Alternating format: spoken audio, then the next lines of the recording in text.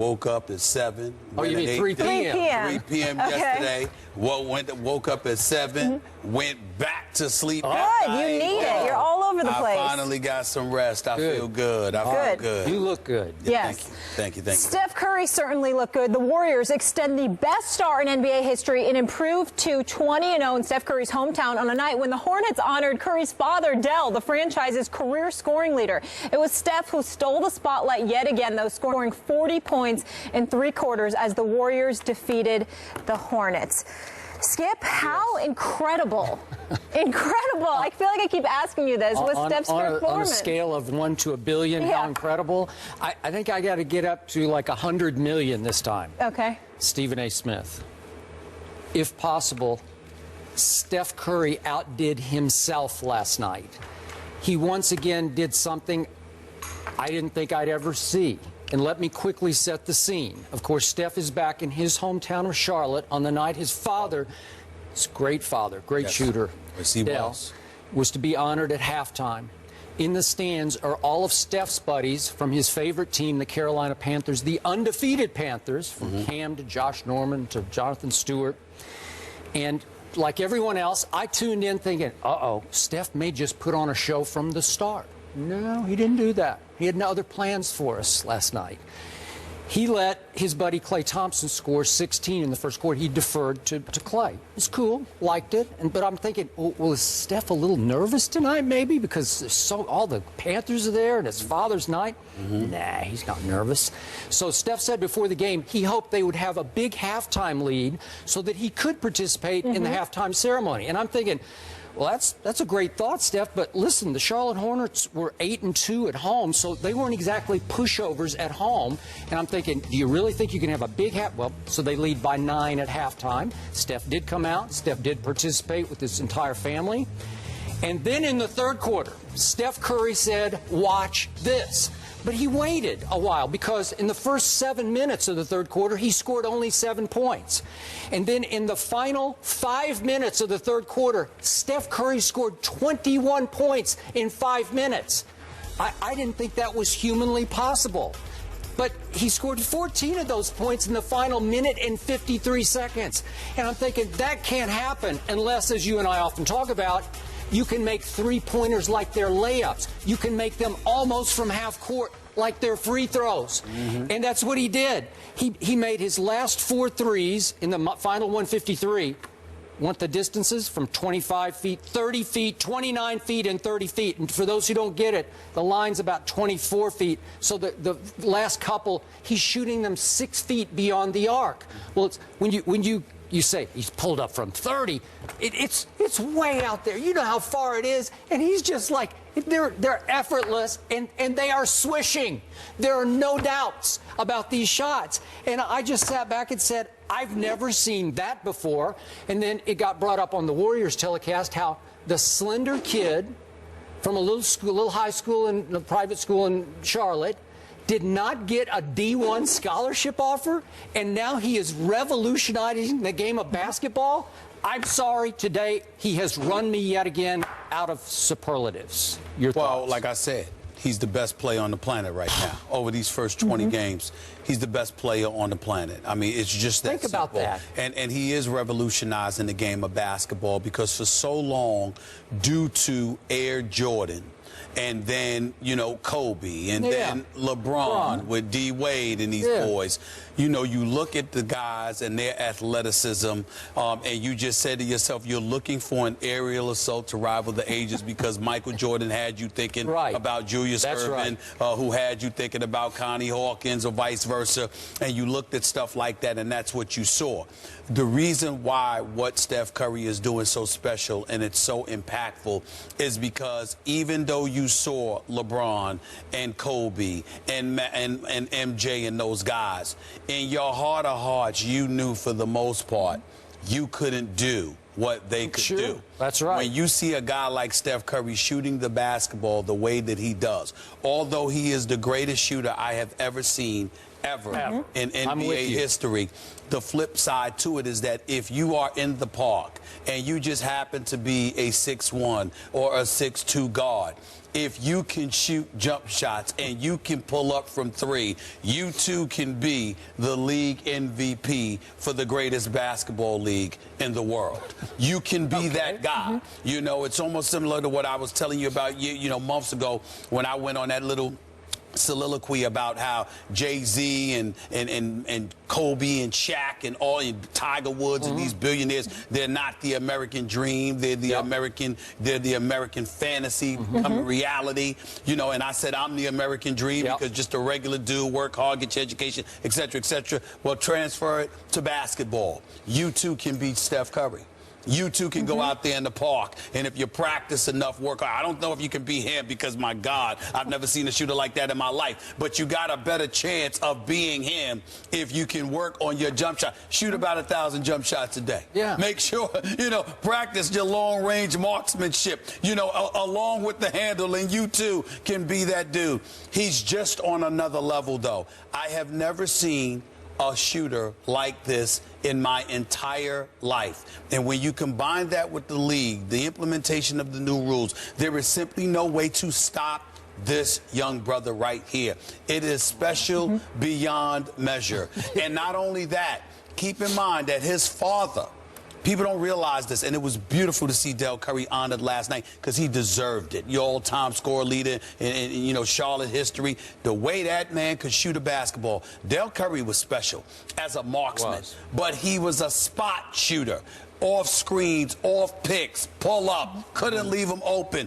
He was burying those threes all day long, hit over 900 for the Charlotte Hornets in their franchise's history. But his son doesn't need the picks and the screens. He can boogie on you with his own handle. He can create his own shot off the dribble. And oh, by the way, he doesn't spot up anywhere. It's off balance. It's falling backwards. It's leaning forwards. It's falling one sideways, one way to the right or to the left. It's the corner. It's the wing. It's the key. It's half court. It's the hashtags. It's 15 feet in. It does not matter. And you saw Kemba Walker, poor Kemba Walker, because this young brother out of UConn can play. Sure. Kemba Walker is a special player. My God, did he get humbled last night. And it was so telling when they showed the highlights on SportsCenter how one time Kemba Walker just turned around, got lost, and just dropped his arm and was like, Lord, that's good. It's over. Yeah. And we're not even counting about 3 or 4 occasions where Steph Curry launched threes and literally turned around and walked away like he did in the commercial for Under Armour. Literally turned around and walked away before the ball went through the hole.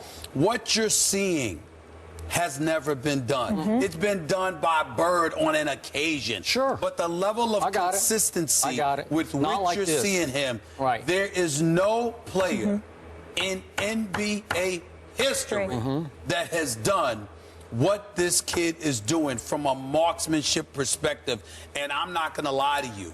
I'm looking at OKC with Kevin Durant. I'm looking at the Clippers. I'm looking at the San Antonio Spurs. And I'm like, how are you going to stop this kid?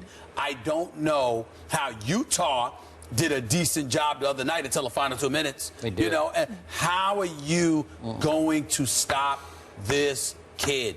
I don't know how you stop somebody that can pull up from half court and has the green light to do it. I just don't know how you do it. So a kid who's not a power leaper is dominating what we always call the man's game of NBA basketball as an artist. He's an artist shooting long distance. And it's creating such awe in me, and I'm not that easily awed, that I'm trying to frame this. Go with me on this real quick. Yeah. Big picture, things that I've seen in my career, my lengthy career, covering all sports that awed me. I got to cover Michael Jordan in his final year with the Bulls. Every game I went to, he did one thing that night that would make me think, I don't think I've ever seen that. Just one thing. One thing. Now, they'd be different things. One thing. Then Tiger Woods, when he broke out and broke through in that Tiger Slam period around 2001, 2000, right in there, he was dominating golf in what, I'm a big golf fan. I'd never seen anything like that. The length off the tee coupled with the great short game, and he was the greatest clutch putter I had ever seen. Now, brings me to my final and top number one awe moments of my career were created by Barry Bonds. 2001, I covered that Giants team. I know there were steroid suspicions. I don't care. Barry Bonds was the first hitter I ever saw dominate the pitchers. You remember, you know, pitchers have the advantage. If you hit 300, you're winning, man. You're making millions of bucks, right? That's right. Okay, I saw Barry Bonds in 2001 as he was on his way to hitting 73 home runs. Every night he would see maybe 2 good pitches, and he would hit both of them really hard. That's impossible. So I was as in awe then of another Bay Area athlete as I am now, where I'm putting this on the level of what Barry Bonds was doing in 2001, where he hit so many few pitches so hard that I'm saying I'm equating Steph now with Barry Bonds. That's where I am. You have to leave sports. Yeah. You're not wrong, but I'm going to go a step further. Okay. Barry Bonds was the man. So you walked into there intimidated by him because he was the man. And as a result of him being the man, you were lucky if you were Barry Bonds to see those good pitches. And it showed extraordinary patience on his part. Just waiting for the moment, not falling for the okey-doke balls that you shouldn't be swinging at, et cetera, et cetera. But being the man, you get to anticipate that. I thought LeBron was the man. I did too. I thought Kevin Durant was the man. You understand? I thought all of these dudes, even though Steph Curry and the Golden State Warriors stand here today as the reigning defending NBA champions, we still said, well, Kevin Love was hurt. Kyrie Irving was hurt. I'm still of the mindset that Cleveland would have won that championship if both Kevin Love and Kyrie were healthy. But I got to tell you, right now, the way Steph Curry is playing, and what he's doing, and I watch this, and Kemba Walker is not a star, but he's a big-time little player. I got a lot of respect for Kemba Walker. I'm with you. And he shouldn't be, even though he was 2 for 16, just 4 points last night. It would have been nice to see him at least get his, like score 25 or 30 along the way. It would have been nice, but I'm not going to hold it against him because I know he could play, and I know how it can demoralize you. But here's what Steph Curry is doing.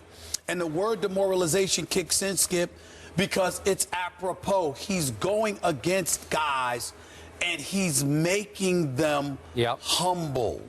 Okay? He's like, oh, my Lord, what can you do? The only guy that I saw go against Steph Curry when Steph Curry was, like, doing his thing. It's one thing when you playing against Utah and you're struggling that particular night or whatever. But when he went against Chris Paul, and Chris Paul showed up, and was balling himself, and we knew Steph Curry was coming. Even though Steph Curry and the Golden State Warriors won, even though Steph Curry closed the deal in the 4th quarter, you saw the greatness of Chris Paul because Chris Paul wouldn't bow to the altar of Steph Curry. That's true. That's why I can't wait till February 6th when Westbrook goes up, because I know Westbrook ain't bowing to nobody. I can't. It's the one game I'm looking forward to. I cannot. But it's only like one game, so you're saying, okay, they might be in trouble for one game. But I guess what I'm saying, they could lose a game. I know. I'm just talking. This is about Steph Curry, not about the teams. I got it. I'm watching him demoralize guys. I'm watching him do what Michael Jordan did to the psyche of defenders, and that's just leave them utterly helpless. That's what Steph Curry is doing right now. Okay, wouldn't you agree he's much better or even better than he was during the finals last year? That's the point. Yes, absolutely. And he's got a chip on his shoulder. Like LeBron said, they seem to have more of an attitude, and they won the championship than we have as guys, and we're the runner-up. I'm with you. That is a problem. So it's going to be very interesting to see how long this continues, because, Skip, what I'm loving about this as a basketball guy, we all know that's my bread and butter. As a basketball guy, what I'm loving about this is that Steph Curry has me looking for who the men are around the league. What are you going to do as this little kid, 6'3", shooting the ball from everywhere? He's not that little, though. We'll stand in front of him. I mean, he's got some height on him. He's That's right. But I'm like, you look at him, and I'm like, wait a minute here. Again, I'm not calling anybody out. I swear to you, I'm not. I know what LeBron can do. But do you see him coming? Kyrie Irving, you want to come back healthy and ready to go. Are you going to be ready for this, brother? Because he's here. You're coming, Kyrie. What you going to do? Derrick Rose and those boys, when you come in, you see what this kid is doing? Russell Westbrook, February 6th. You see them talking about him, right? Kevin Durant, you're 6'10". You got a 7